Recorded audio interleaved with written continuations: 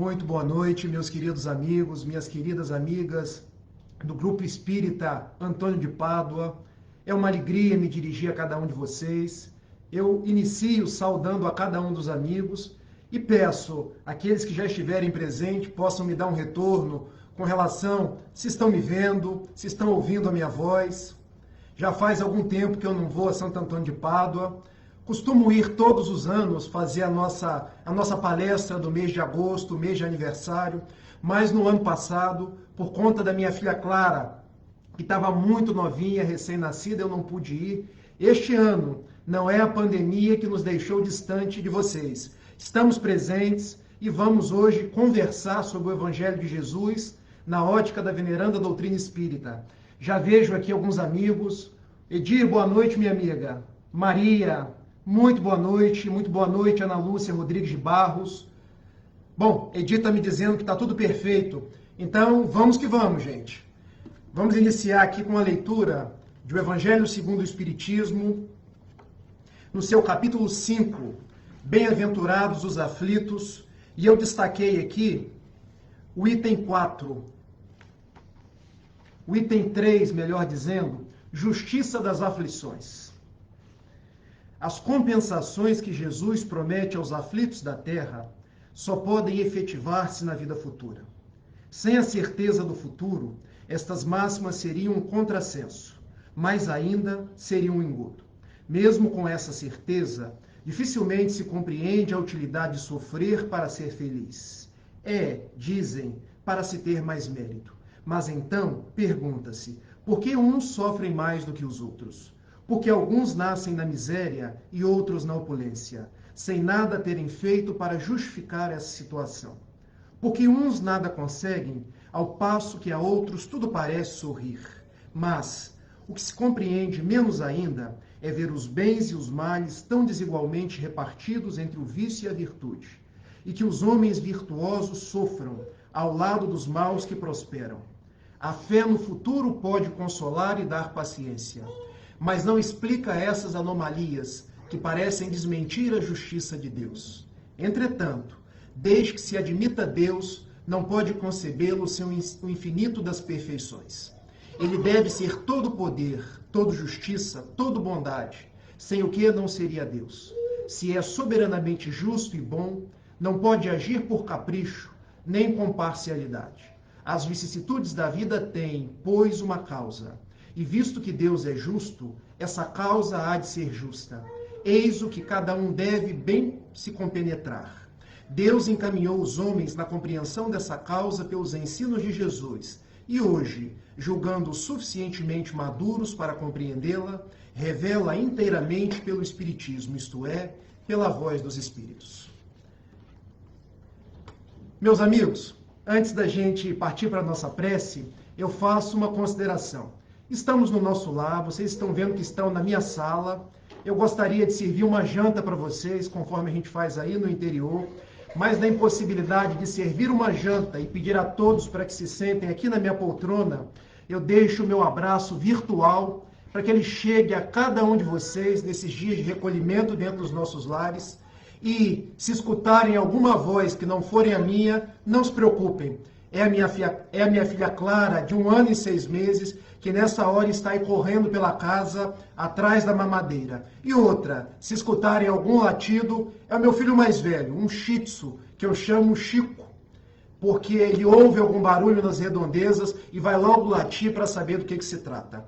Feitas essas breves considerações, vamos à nossa prece. Amigo e mestre Jesus, benfeitor maior de nossas vidas, tu que nos sabes, tu que nos compreendes, tu que velas pelos passos de cada um de nós, nós agradecemos, Senhor, por todas as bênçãos recebidas. Nós agradecemos pelo ensejo da nossa encarnação, pela bênção da família e pela oportunidade de nos congregarmos para falar em Ti, para pensar no Teu Evangelho e para refletir na proposta espírita que se reveste de luz aos nossos corações.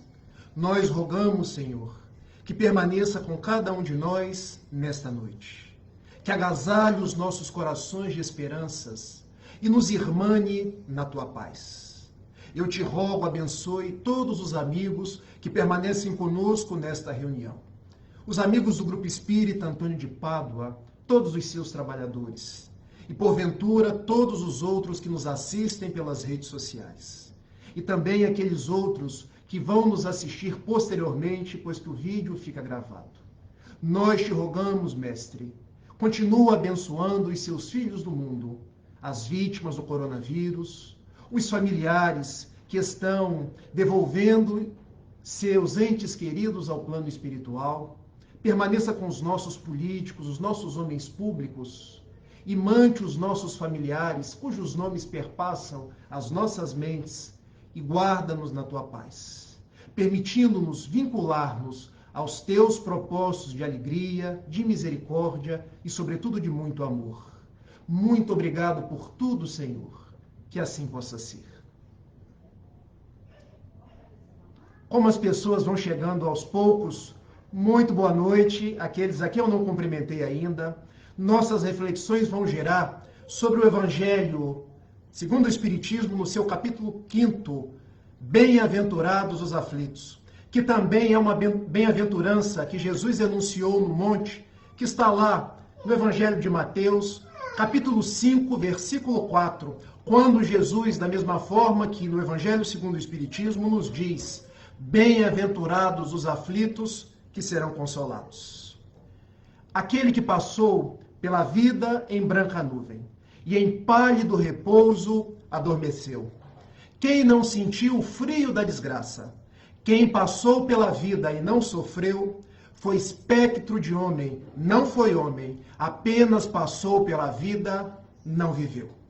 Inicia as nossas reflexões com os versos do poeta brasileiro Francisco Otaviano, que nesse pequeno verso, nessa pequena poesia, traduz uma nova forma de enxergarmos a dor, a aflição ou o sofrimento.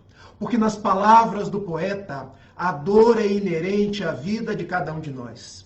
Ninguém passa pelo mundo, ninguém vem a uma proposta reencarnatória sem ter dias de dor, sem ter dias de sofrimento, sem que as aflições nos visitem.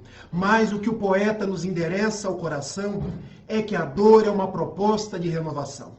É que a dor é para que nós possamos granjear dias melhores e nos conectar ao alto. Na bela metáfora do poeta brasileiro, aquele que passa os dias do mundo sem encontrar um dia de dor, um dia de sofrimento, é como se passasse pela vida em brancas nuvens, é como se não tivesse aprendido nada, é como se não tivesse aformoseado seu espírito, é como se não tivesse escutado a voz de Deus na acústica do coração.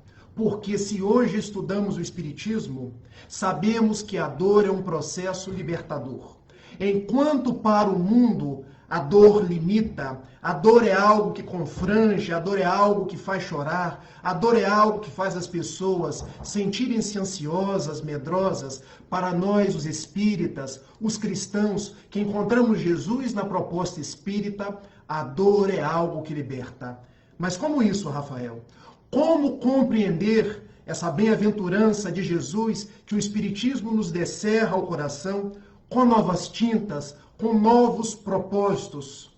Basta que nós mergulhemos nesse capítulo 5 do Evangelho segundo o Espiritismo e também numa leitura formidável, que é a leitura do Céu e o Inferno, a quarta obra da codificação espírita, quando o insigne codificador Allan Kardec, no capítulo 7 da primeira parte, nos fala do Código Penal da Vida Futura. E lá ele nos diz, resumindo aquelas várias propostas do Código Penal, que todo sofrimento é inerente a uma imperfeição. Bingo! Eis aí o X da questão. Se sofremos, é porque existe em nós uma imperfeição.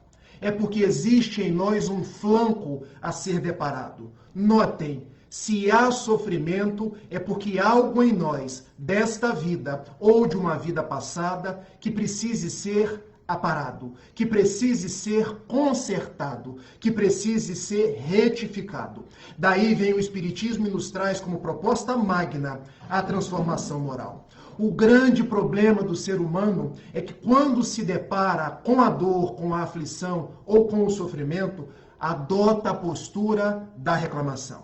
Adota a postura de ficar conversando com Deus como quem escreve uma carta para o Procon. Por que, Senhor, você fez isso comigo? Por que, Senhor, você permitiu que eu sofresse? Se eu estou toda semana lá no Grupo Espírita Antônio de Pádua e nós começamos a perceber que o cristianismo, que o espiritismo não veio tirar de nós a dor, que é um aprendizado, mas veio nos ensinar a lidar com o desespero, que é uma proposta diferente. Daí a magna compreensão dos processos de aflição se dá da seguinte forma: se a dor remonta a uma imperfeição, eu preciso volver, investigar, saber qual é essa imperfeição para transformá-la e deixar de sofrer. Não adianta ficar apontando o dedo em rixe para outras pessoas, porque não existem culpados para aquilo que nos acontece. Nós somos os responsáveis por tudo que nos acontece. Não adianta perguntar a Deus, por que, Senhor, você fez isso comigo? Não. Ele não fez nada com nenhum de nós. Ele é um Pai que nos ama, um Pai de misericórdia, um Pai de justiça. Ele apenas nos devolve as possibilidades para que nós possamos crescer, para que nós possamos nos aprimorar. E hoje nós temos, eu peguei essa estatística hoje, 7 bilhões e 700 milhões de pessoas no mundo. E eu pergunto a vocês, há alguém que não sofre?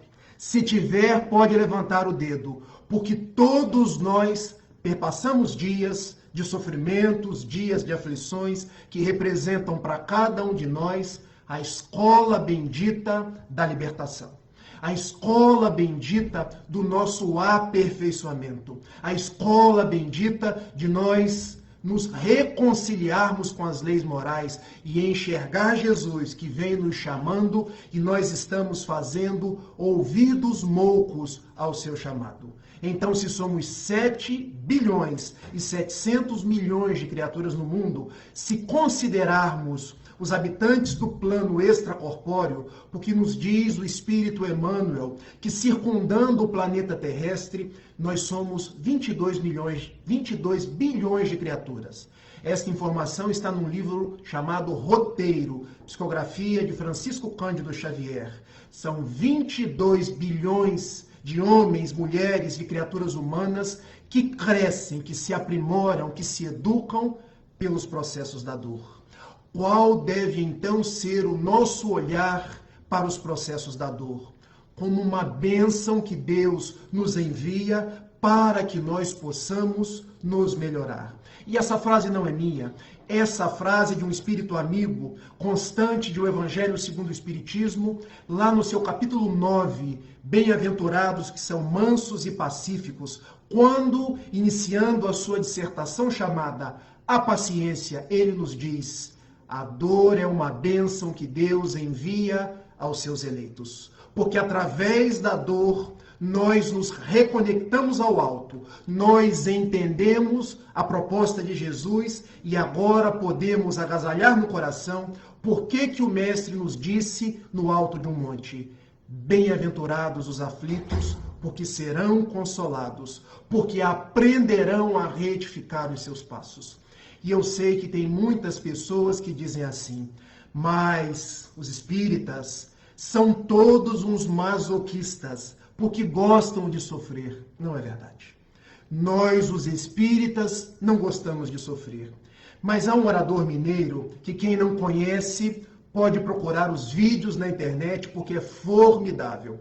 Cuida-se de Simão Pedro de Lima, que fala como ninguém do Evangelho de Jesus. E um dia eu escutei ele falando uma frase que eu nunca me esqueci e que eu partilho com vocês nessa conversa da noite. Nós, os espíritas, não gostamos de sofrer porque não somos masoquistas, mas quando sofremos, sofremos com gosto, porque sofremos com compreensão, porque sofremos sabendo que a dor, tal qual nos diz o Espírito Sheila, que todos nós conhecemos, principalmente nas terras do exterior, nas terras do interior, uma vez nos disse que a pedra recebe do martelo que a estilhaça o burilamento para que possa brilhar. Nós somos essas pedras brutas que, para brilharmos, para libertar o anjo que existe dentro de cada um de nós, nós recebemos as marteladas da vida, as marteladas dolorosas da vida, para que nós possamos brilhar. E há uma história que envolve a personalidade magnífica de Miguel Ângelo Buonarroti, o gênio da Renascença italiana, que entrou para a história com o nome de Michelangelo, quando um dia, na sua Firenze, ele chegava ao seu ateliê, quando se deparou com um bloco de mármore bruto e começou a olhar para ele.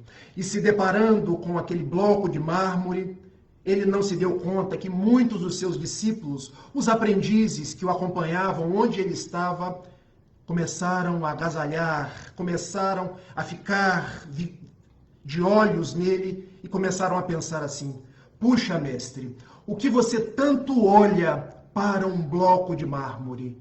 E Michelangelo respondeu: eu não vejo um bloco de mármore, eu vejo um anjo. Ao que os aprendizes começaram a pensar: nosso mestre hoje está doido. Ele deve ter tomado alguma coisa, ele está fora da casinha. E Michelangelo, na sua simplicidade, mas igualmente na sua sabedoria, já percebendo como pensavam os seus alunos, vira para eles e lhes pede: dá-me um cinzel. Um cinzel, um instrumento para burilar pedras. E ele começa a burilar. Tira o excesso daqui, tira o excesso dali. Quando, ao final do trabalho, atrás do bloco de mármore, nasce o anjo. E ele vira-se para os seus discípulos e pergunta: e agora, o que vocês veem? Agora eu vejo um anjo. Pois é, naquele bloco de mármore frio estava um anjo. Eu só precisei usar o cinzel para tirar os excessos. A dor, então, na vida de cada um de nós funciona como esse cinzel, onde nós vamos recebendo as cinzeladas da vida, as marteladas da vida, para libertar o anjo que tem dentro de cada um de nós, para que as nossas virtudes possam brilhar e aformosear o espírito mortal que todos nós somos. Daí passamos a entender a metáfora bíblica, a metáfora constante do livro do Gênesis, quando Moisés nos diz assim: vós sois criados à imagem e semelhança do Criador. Eu admito que eu sempre quis entender como assim? Como eu ser criado à imagem e semelhança do Criador? É porque nós somos seres perfectíveis, que vamos nos perdendo pelo caminho e depois pelos processos da dor, vamos retirando as nossas arestas, as nossas anfractuosidades, palavra difícil, de Manuel Filomeno de Miranda, aquilo que nos sobra pelos mecanismos da dor, até libertar a nossa face divina, que é o espírito imortal que somos, que caminha da simplicidade, da ignorância, até os dias da perfeição. Daí a proposta espírita ser aquela que traz o evangelho de Jesus redivivo aos nossos dias. Porque Jesus não fez uma apologia à dor, mas ele nos traz aos corações a seguinte proposta: se existe dor, é porque existe imperfeição. E se vocês aproveitarem da dor para aprender, não para ficarem reclamando, não para ficarem verberando contra Deus, mas para resignadamente, com coragem, aprender com ela, vocês serão consolados. E nós agora chegamos à compreensão do que Jesus nos trouxe no seu Evangelho. Mas o Espiritismo nos traz uma compreensão ainda maior, porque ele nos diz que as nossas aflições são de duas causas. Ela pode se dar por causas atuais e por causas passadas. E aqui nós vamos desmistificar algo que os espíritas, quando entram no espiritismo e começam a estudar a luminífera doutrina, tomam como sendo quase que uma verdade absoluta. Se eu estou sofrendo hoje, é porque na minha vida passada eu fiz isso. ou fiz aquilo, é porque naquela condição. No capítulo 5 de O Evangelho segundo o Espiritismo, Kardec vem e nos diz ao coração que a maioria das nossas aflições se dá por causas atuais. Eu vou repetir. Grande parte dos nossos problemas, das nossas dores, são originadas na vida presente. Eu gostaria de interagir com cada um de vocês aqui, porque fazer uma palestra distante, vocês acham que é fácil? Quando a gente está aí no grupo Antônio de Pádua, nós interagimos com os olhares, é um sorriso daqui, outro sorriso dali. Aqui fica uma coisa distante, uma coisa às vezes fria, mas nós vamos aquecendo com a nossa voz, olhando para esses pequenos rostos aqui. Eu posso ler o que vocês escrevem, mas se eu ficar lendo, eu esqueço de ir me comunicando. Estão vendo o meu cachorro aqui, o Chico? Ele deu até uma olhada para vocês aqui. É apenas para a gente ficar desperto o tempo inteiro. Mas vou vendo, grande parte dos nossos problemas, das nossas aflições, estão vinculadas à nossa vida presente. E vem Kardec e nos diz ainda mais. Estão em acordo com o nosso caráter e com a nossa conduta. Eu quero falar isso de uma forma bem simples para que vocês possam entender. A minha filha hoje tem 1 ano e 6 meses. Se ela, porventura, tiver uma cárie, essa cárie dela é decorrente de uma vida passada? Não, não é decorrente de uma vida passada. É porque nós, os seus pais, não escovamos os seus dentes. Parece simples, parece pueril esse exemplo, mas é para que nós tenhamos no nosso coração e nas nossas mentes que não precisamos volver sempre ao passado para entender o que nos ocorre. Basta que investiguemos a própria consciência. E esse conselho não é meu. Esse conselho é do benfeitor Emmanuel, num livro notável chamado Religião dos Espíritos. Quando o Livro dos Espíritos faz 100 anos e ele resolve escrever uma obra em comemoração e em homenagem ao Livro dos Espíritos. E ele tem uma página formidável chamada Interrogue a Própria Consciência. Então, se nós queremos saber por que nós sofremos, interroguemos a própria consciência. E ela nos dirá que as nossas dores decorrem, na sua grande parte, de atitudes nossas do presente. Do mau uso do nosso livre-arbítrio, do mau uso do nosso caráter, das nossas condutas equivocadas. Porque todos nós estamos inseridos numa grande lei, que é a lei de causa e efeito, que nos dá liberdade no plantio, mas nos fala da obrigatoriedade na colheita. Vamos para um outro exemplo simples, porque hoje eu estou aqui em Niterói, mas eu sou filho do interior, sou filho de Pádua, sou filho de Bom Jesus do Itabapuana, sou filho de São Fidélis de Talcara, e nesse momento eu abraço todos os corações amigos que me escutam nesse momento, mas nascido em Itaperuna. E quando era muito jovem, gostava de comer um pouco além da conta. Um dos 7 pecados capitais, se me permitam a brincadeira. E quando tinha casamento em Itaperuna, eu admito que eu já ficava desde o dia anterior sem comer. Porque casamento no interior é assim, pessoal. Costuma ter festa de arromba. É pernil, é salpicão, é bolo, é docinho, e a gente come, e a gente come, e a gente come, e a gente come. E eu falava assim, mãe, hoje tem festa de casamento. Tomara que o padre ou o pastor, dependendo da festa ou da localização da cerimônia propriamente dita, não demore muito, mãe, porque eu estou com a barriga roncando. E eu já chegava perguntando o que tem para janta. E já pode entrar nos doces. Eu era daqueles que olhava o doce e ficava... E depois, ao final, vou levar para minha avó. Era para a avó não, gente. É para eu guardar na geladeira e comer. E o que acontecia muitas vezes, eu que abusava da carne de porco, abusava da gordura, chegava em casa, sabe quando a gente come muita gordura e começa a ficar assim, aquele amargo na boca, começa a ficar assim, com a face amarelada, problema no fígado. E eu dizia, mãe, estou passando mal. Mãe, me ajuda, porque senão eu vou vomitar. Os jovens aqui na cidade de Niterói dizem de uma forma engraçada, vou chamar Raul. Eu nunca entendi. Alguém um dia se descobrir por que fala-se dessa forma, me explica. E a minha mãe, meu filho, você comeu demais mais uma vez. Eu vi você comendo uma, comendo duas, comendo três, e na hora dos doces, então, eu perdi a conta. Mas eu deixei você comer, meu filho, porque eu queria te dar uma lição. E qual a lição? Eu vou curar o seu mal de boca através da própria boca. Como isso, minha mãe? Venha cá. E ela fazia um chá de boldo para mim. E às vezes o boldo não solucionava. E vinha um outro remédio que eu tomava na colher, um remédio negro, chamado Atalaia Jurubeba. E aquilo amargava. Amargava. E quando passava pela garganta, eu sentia que o perispírito estava amargando.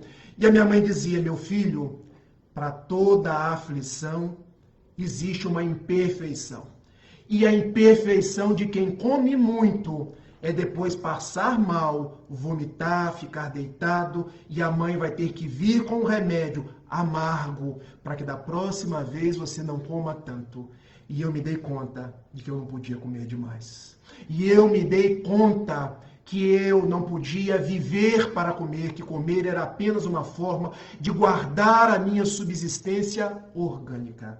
Eu dei esse exemplo simples para que nós possamos investigar a nossa consciência e saber por que as coisas nos ocorrem nos dias de hoje. E não ficar buscando, numa busca tresloucada no passado, quem eu fui, o que eu fiz, com quem eu vivi, quem eu prejudiquei. Basta que eu interrogue a própria consciência, como eu tenho agido na semana passada, nos últimos dias, nesse período de recolhimento dentro do meu próprio lar, como eu tenho atuado no cotidiano da minha sociedade, no meu ambiente de trabalho, como estão os meus sentimentos.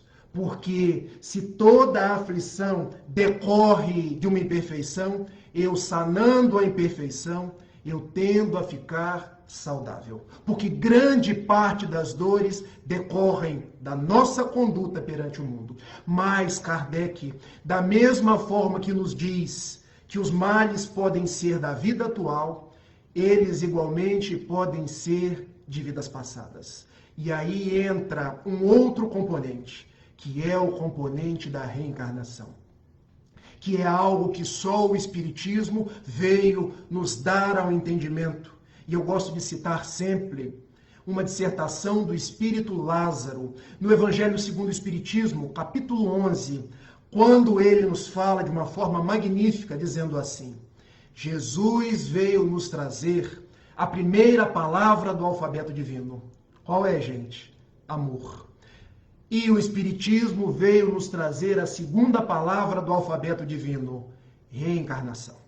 Porque sem o conhecimento da reencarnação, sem o conhecimento das vidas que se sucedem, nós não conseguimos compreender o amor, a justiça e a misericórdia de Deus. Então, há males nesta vida que decorrem do mau uso da conduta, do caráter, do livre-arbítrio em vidas passadas. E Kardec nos traz alguns exemplos, como é o caso de crianças que nascem com problemas congênitos. Nascem anencéfalos, nascem sem os membros. E aos olhos das religiões convencionais, aos olhos do mundo, por que uma criança nasce anencéfala se nessa vida ela não fez nada de equivocado? Ou nasce sem o braço, ou nasce com um problema no coração, um problema no pulmão. Daí nós entendemos que o amor de Deus nos explica que essa imperfeição geradora de aflição encontra-se numa vida passada. E é dado esse exemplo de crianças que nascem com problemas congênitos, mas é dado outros exemplos de pessoas que, mesmo sendo boas gestoras do seu patrimônio, de uma hora para outra perdem tudo e ficam na miséria. Ou de familiares que ficam mães sem os filhos, filhos sem os pais. E Kardec nos pede: investigue a causa, não no presente, porque muitas vezes ela se encontra numa vida passada. Vamos tentar tornar isso mais palatável ao nosso entendimento? Exemplo. E eu aqui não quero fazer juízo de valor do livre-arbítrio de ninguém. Eu apenas estou trazendo a guisa de nós podermos meditar sobre o assunto. Se eu tenho o hábito de fumar, e nós sabemos, não sou eu que estou dizendo isso, mas é a Organização Mundial da Saúde, são os médicos, são os exames, que fumar dá enfisema, que fumar pode dar câncer no pulmão, que fumar danifica os nossos vasos sanguíneos, é vasoconstritor e traz uma série de dificuldades orgânicas e psicológicas. E eu fumo 1 ano, 2 anos, 10 anos, 20 anos, depois de 40 anos, eu me descubro com enfisema pulmonar. A minha aflição do enfisema é decorrente de uma imperfeição, de um mau uso do meu livre-arbítrio, da minha disposição perante os atos da vida, nesta encarnação ou de uma encarnação passada? Desta encarnação. Fica fácil compreender isso, mas se uma criança nasce e pelos exames de imagem no recém-nascido, ela é diagnosticada com um problema congênito no pulmão, o mal é desta vida ou de uma vida passada? Bom, aí fica fácil identificar que é de uma vida passada. Quer dizer, então, que ela fumou numa vida passada? Pode ser. Pode ser que ela tenha fumado, pode ser várias coisas, mas, por certo, ela lesou o seu corpo espiritual, que é o corpo da forma, que é o modelo organizador biológico, que formou um corpo com determinada dificuldade num órgão específico para drenar os fluidos em desalinho no espírito, na forma que é o corpo físico. Todos conseguiram me compreender? Há males desta vida, há males de uma vida passada. Mas o que nós precisamos saber é que se no mundo existe injustiça, não há ninguém injustiçado. Meditemos nessa frase e não esqueçamos dela nunca, porque talvez seja um grande patrimônio que a doutrina espírita traz e trouxe para cada um de nós. E essa frase que eu vejo Haroldo Dutra Dias citando, que eu vejo tantos oradores citando, é do benfeitor Camilo.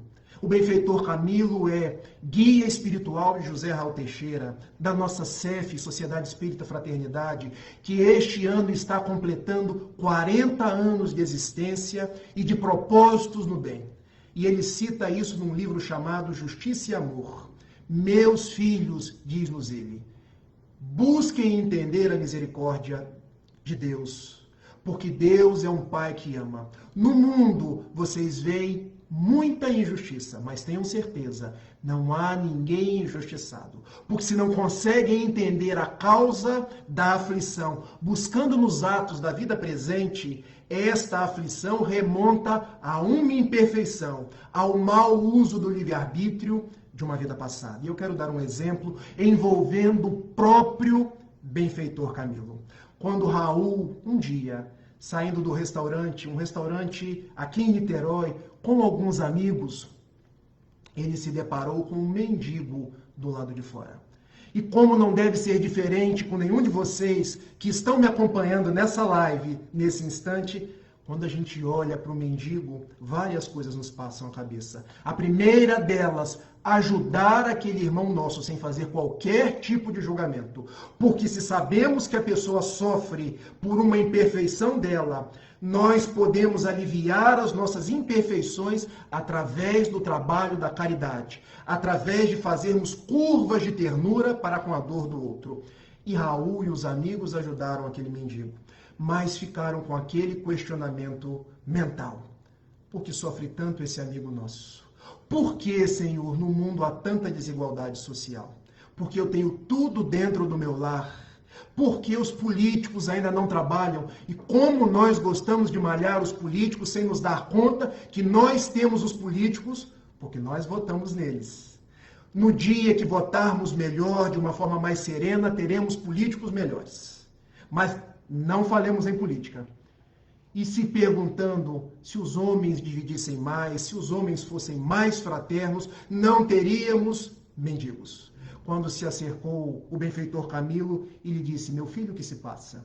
E quando o médium vê acercando-se o guia, ele sabe que vem alguma coisa, vem alguma correção, vem alguma sugestão. Camilo, eu estou com tanta pena daquele mendigo.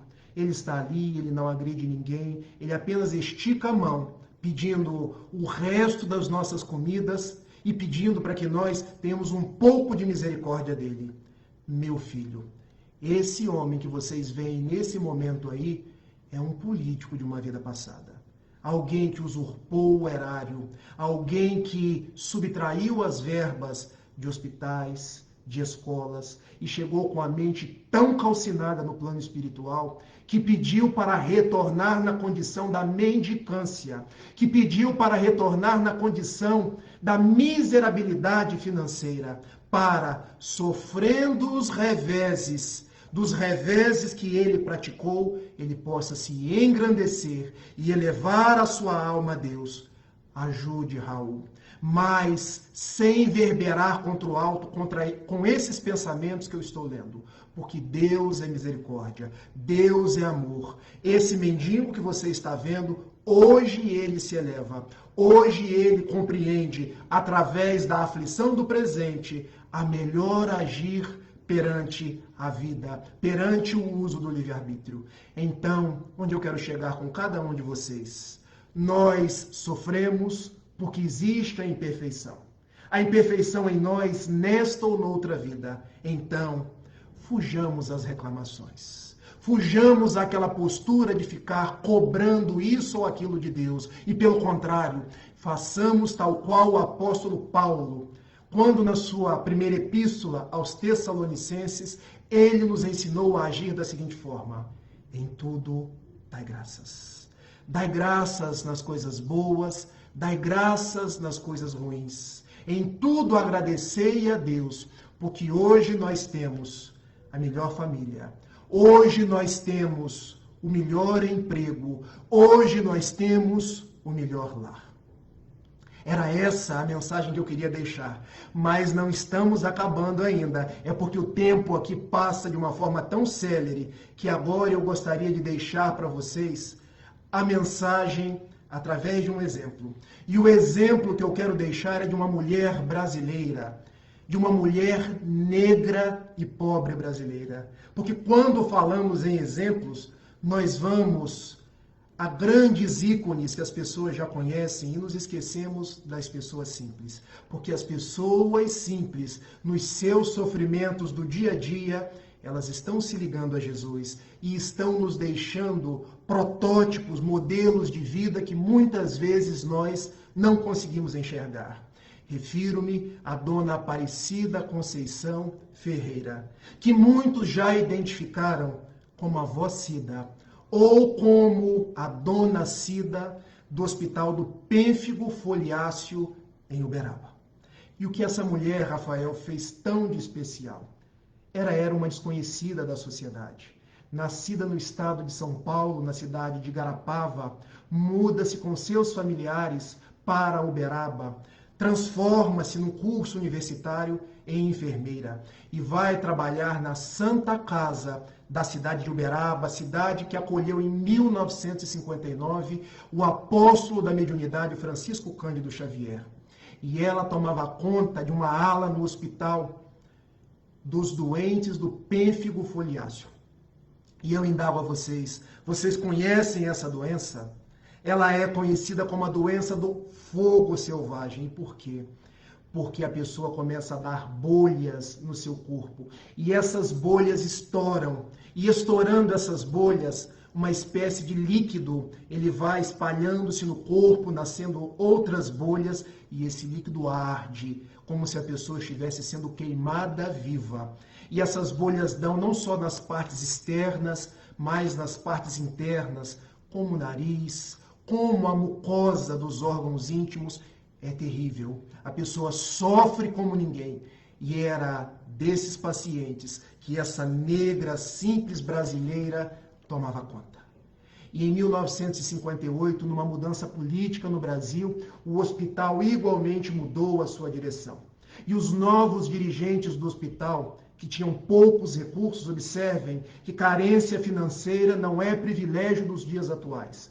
Chegaram para a enfermeira e disseram assim: olha, nós teremos que colocar na rua todos esses pacientes do pênfigo. Primeiro, porque essa doença é altamente infecciosa. Segundo, porque nós não temos recursos sequer para cuidar dos doentes comuns, até para cuidar desses doentes que, vez ou outra, daqui dia menos dia, vão morrer. E ela, mas eles vão para onde? Se não tiverem familiar, vão para a rua. Quando ela respondeu na bondade do seu coração: se eles forem para a rua, eu vou também. E foi com aqueles 12 pacientes para a rua. Sem ter para onde levá-los, foi para a sua casa. Chegando na sua casa, o seu marido e os seus filhos se colocaram de frente à porta e lhe perguntaram: quem são esses 12 pacientes? E ela respondeu: são doentes do pênfigo foliáceo e eles vão ficar aqui. E ela respondeu assim: mas vão ficar aqui de jeito nenhum.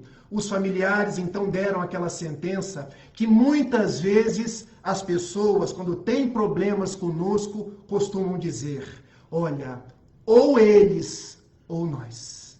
E ela, virando-se para o seu marido e para os seus 2 filhos, diz: vocês já estão crescidos. Meu marido, eu já cuidei de você até hoje. Meus filhos, vocês já estão criados. A casa é minha, eu fico com os pacientes. Se vocês quiserem, vocês podem sair. Meus amigos, está dizendo aqui que eu estou com problema no vídeo.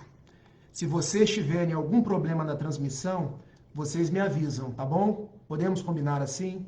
Porque de outras vezes falou que eu estava com problema no vídeo, mas eu segui a transmissão normalmente. Se vocês estiverem me vendo, se estiverem me escutando, a gente continua. Alguém me dá um retorno? Vamos lá. E aqueles 12 doentes ficaram dentro de sua casa. E ela começou a mendigar pela rua, buscando doações, buscando dinheiro, quando um dia a prefeitura... Bom, Rosângela Fraga, que ótimo, obrigado, minha amiga. Quando a prefeitura conseguiu doar um pavilhão, ok, Rafael, obrigado, Edir. Quando a prefeitura doou um pavilhão no Hospital São Vicente de Paulo para que ela levasse aqueles 12 doentes do pênfigo foliáceo. E aqueles 12 doentes somaram-se outros doentes, que vieram das mais variadas partes de Minas Gerais, porque eram poucos os hospitais especializados naquela doença. E ela tomando conta de um, tomando conta de outro. Os familiares retornaram para o seu lar, porque vocês acham que eles iam perder a boquinha? O marido ia perder a mulher, que cozinhava, que passava, que fazia tudo para ele. E os filhos iriam perder a mãe, que se desvelava por eles todos os instantes. Eles voltaram. Ela voltou a tê-los dentro de casa e continuou tomando conta daqueles doentes. O pavilhão no Hospital São Vicente de Paulo ficou pequeno e ela continuou pedindo haveres. Pedia para os políticos, pedia para os homens importantes da sociedade e daquele pequeno pavilhão ela conseguiu construir um lar de caridade. O Hospital do Fogo Selvagem, do pênfigo foliáceo na cidade de Uberaba. Chico Xavier, quando soube daquela mulher honrada, daquela mulher nobre, daquela mulher de tantas virtudes morais, chamou-a na casa espírita e ela disse assim: na casa espírita eu não vou de jeito nenhum, porque eu sou católica. Mas Chico Xavier foi pessoalmente até ela, porque via nela virtudes nobres. Conversou com ela, disse a ela que ambas as religiões cultuavam o mesmo Deus e ela foi. Chegando até a casa espírita, ela se espantou com a quantidade de trabalho no bem que Chico fazia. Ficaram amigos e ela, com o tempo, lendo, escutando as palestras, foi se tornando espírita. Quando Chico Xavier disse assim: minha irmã, comece a doar o passe. porque você tem uma capacidade de restauração, você tem uma mediunidade. Ela, sou Chico, o que é isso?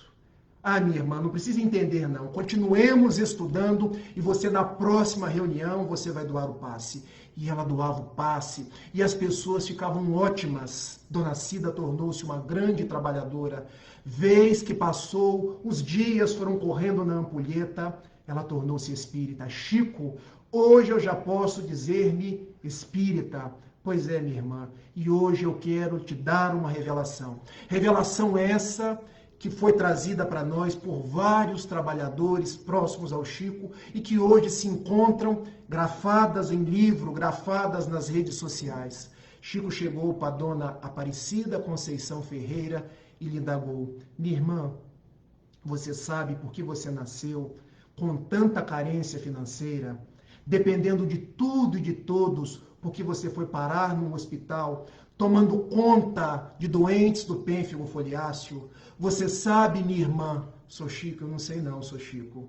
Mas se o senhor quiser me contar, sou Chico, eu acho que é amor. É amor sim, minha irmã, mas todos nós estamos todos os instantes nos ressarcindo perante uma lei maior da vida, perante uma lei de causa e efeito, de ação e reação. Em tempos pretéritos, na Espanha, você, minha irmã, junto com todos esses que hoje sofrem pelo pênfigo foliáceo, eram inquisidores. Você mandava e esses seus doentes jogavam as pessoas na fogueira.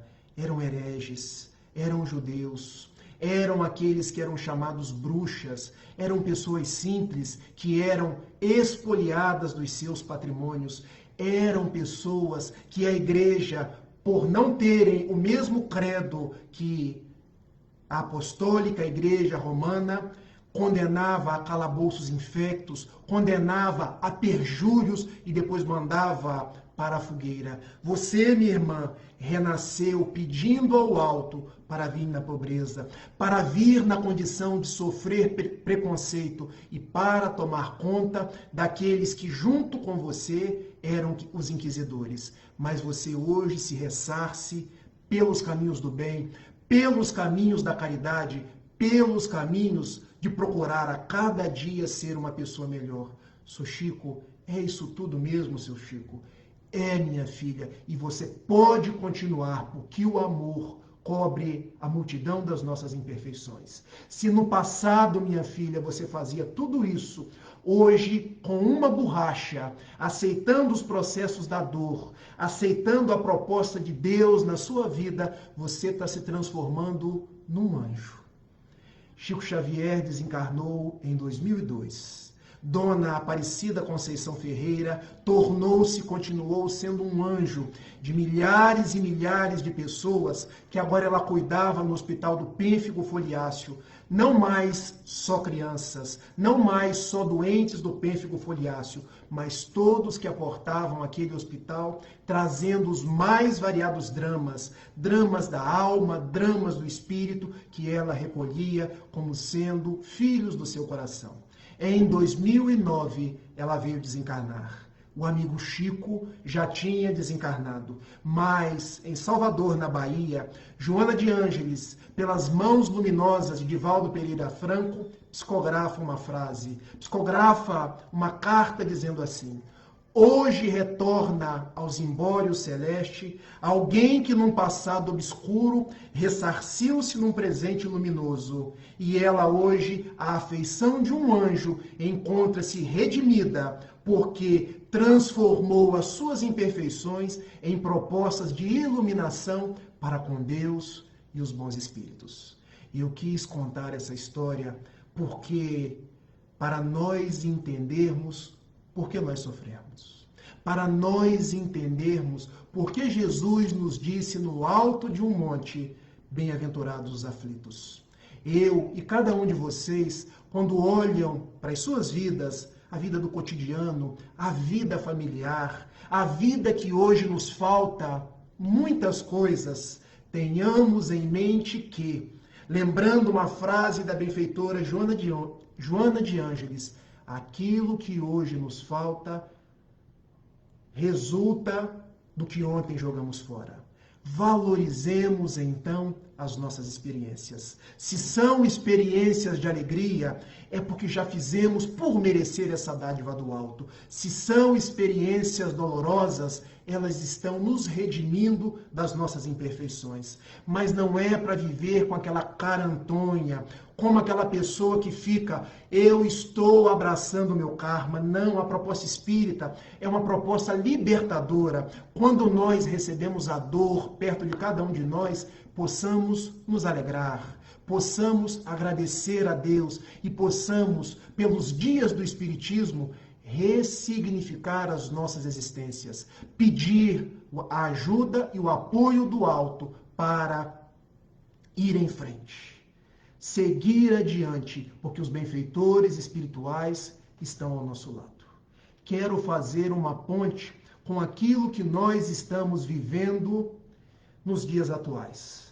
Dia da pandemia do coronavírus, dias do recolhimento dentro dos nossos lares. Já pararam para pensar por que tudo isso tem acontecido? Já pararam para refletir por que tudo isso chegou a cada um de nós? Eu vejo muitas pessoas, inclusive espíritas, dizendo assim, eu não aguento mais. São muitos dias dentro de casa. Por que Deus fez tudo isso com a gente? Será que Deus perdeu o controle? E eu respondo para vocês de uma forma assertiva, dizendo que não. Deus não perdeu o controle de um pequenino planeta que hoje nos alberga, que hoje é a nossa casa, chamado Terra. E para responder, eu vou a uma questão do Livro dos Espíritos, a questão 737, quando Kardec indaga aos imortais. Porque Deus fere a humanidade por meio dos flagelos destruidores. Porque Deus manda a pandemia do coronavírus, ou manda as guerras, ou manda as gripes, tal como foi a gripe espanhola, e outras dificuldades ao nosso encontro. E os benfeitores respondem, para nos fazer progredir mais depressa, para que nós possamos nos transformar. E quando a gente volve aquilo que nós estamos conversando hoje, só existe essa aflição coletiva porque existe em nós, na nossa sociedade, no nosso mundo, uma imperfeição coletiva. E qual tem sido a imperfeição coletiva do mundo? Parem para pensar e vamos juntos. Observem se nós não estamos nos perdendo a cada dia no orgulho, no egoísmo. Se a farinha é pouca, o meu pirão primeiro. Eu me sinto, me acho a última Coca-Cola do deserto. Tudo se dará conforme a minha vontade. Aqui em casa sou eu que decido, sou eu que falo por último. As nações se lidam sempre para ver quem vai se projetar, quem vai dominar. O mundo quase que se precipitava numa guerra, uma guerra entre o Irã e os Estados Unidos. As pessoas não se respeitavam mais, as pessoas não se entendiam mais. Nós não conseguíamos ter um olhar afetuoso uns para com os outros. Nós muitas vezes nos perdíamos do próprio compromisso com a fraternidade.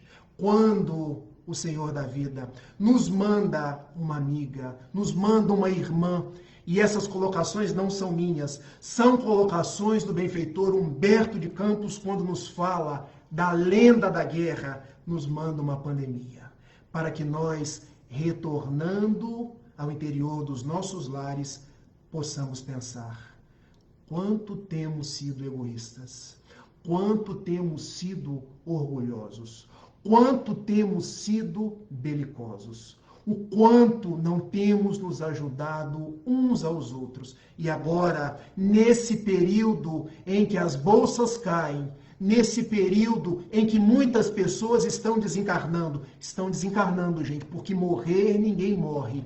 Nesse período em que muitas pessoas estão tendo que lidar com dificuldades econômicas, que são passageiras, como tudo no mundo é passageiro, dentro dos nossos lares a gente tem que refletir.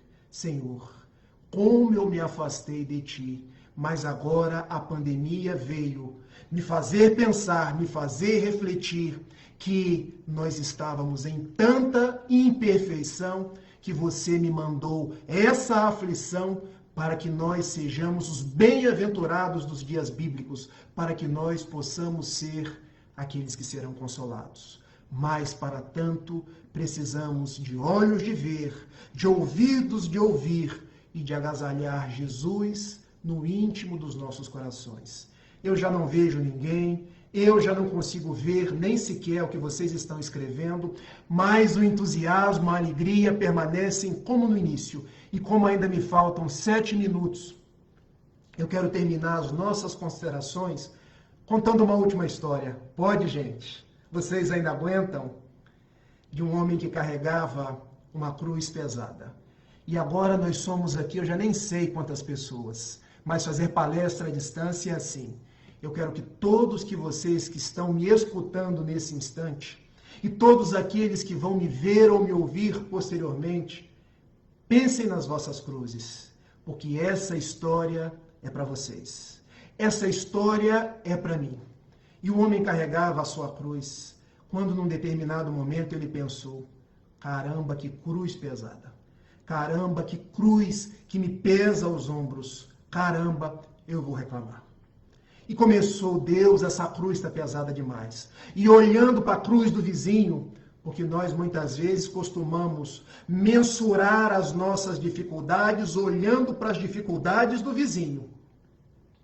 Porque a grama do vizinho é sempre mais verde que a nossa. Porque na casa do vizinho o esposo é melhor. Os filhos fazem menos bagunça.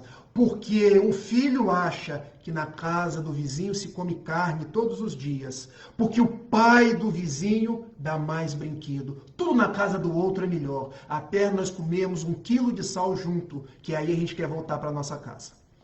E ele começou a reclamar, quando num determinado momento aproximou-se o seu anjo de guarda. Essa história é uma metáfora, tá, gente?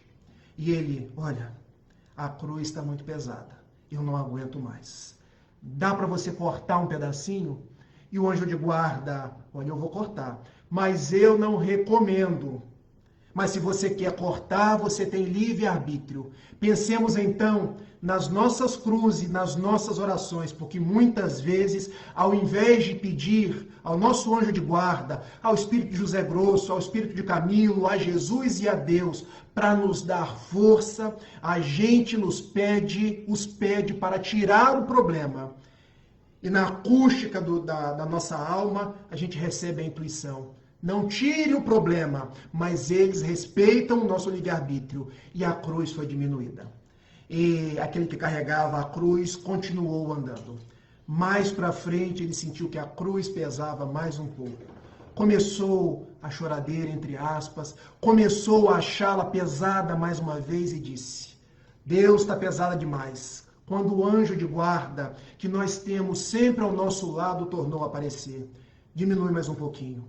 Eu não aguento mais. Olha, eu não recomendo. Mas se você quer cortar, a gente corta. Cortou mais um pedacinho. E ele chegou ao final da sua caminhada. Pensemos nós agora no final da encarnação de cada um de nós. E ele se deparou com um grande precipício. E do outro lado estava o amigo espiritual. E ele sorriu, afinal de contas, tinha feito toda a sua caminhada.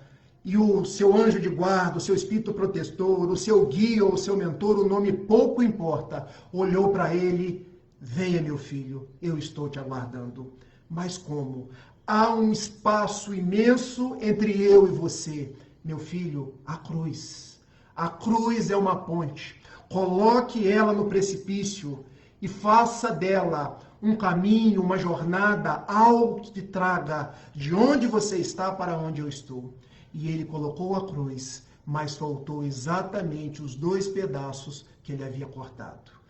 Se entristeceu profundamente e perguntou ao guia, como eu faço agora? Bom, nós respeitamos o seu livre-arbítrio, mas a cruz não era nem maior nem menor que as suas possibilidades. Entenda, meu filho, Deus é um Pai de misericórdia, que dá a cada um a cruz conforme as suas possibilidades. A sua cruz, ao final da sua caminhada, era a ponte para que você viesse aos dias de paz, aos dias de alegria, aos dias de libertação. Mas você não entendeu a proposta. E agora o que eu faço? Ele diz de uma forma alta, de uma forma solícita. Agora nós vamos devolver a cruz para você e você vai retornar ao início da caminhada. Não, não pode ser. Deus está te dando a cruz para você começar de novo. Mas tem alegria no coração. Eu estarei contigo. Mas agora entenda, só existe a cruz porque você errou, porque você foi imperfeito.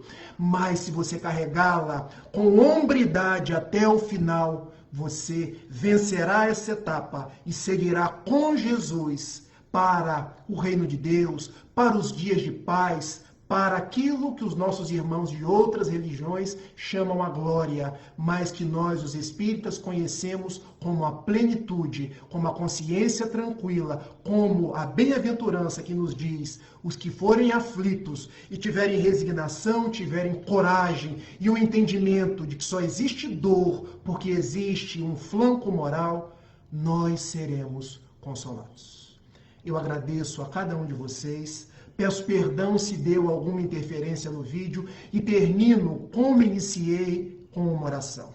E a minha oração final se dará na forma de uma poesia que no interior nós cantamos, uma poesia chamada Jesus Contigo, e que eu prometo não cantar, porque se somos alguns, não restarão nenhum. Quando Alta de Souza, pelas mãos luminosas de Francisco Cândido Xavier, nos diz assim: se tens fé, não te aflija a noite escura. Ao coração que a lágrima domina, porque ele estende amoroso a mão divina e abre as portas da paz, risonha e pura. Alivia a aspereza da amargura e sobre as trevas de miséria e ruína acende nova estrela matutina na esperança sublime que perdura. Se a crença viva te dirige os passos, sob a carícia de celestes braços, encontrarás o pão, a luz, o abrigo. Ama a cruz que te ampara e regenera, e envolvendo-te em santa primavera, o Mestre amado seguirá contigo. E Jesus estarão com cada um de vocês, nesses dias de dor, nesses dias de quarentena, nesses dias de pandemia, nesses dias que a dor nos visita, mas nesses dias, se com ele estivermos, serão dias de esperança, de alegria e de fraternidade. Eu agradeço pela presença de vocês e peço a Jesus, a Antônio de Pádua e aos nossos benfeitores, nos guardem, nos protejam e nos fortaleçam hoje, agora e sempre. Um beijo. Tchau, tchau.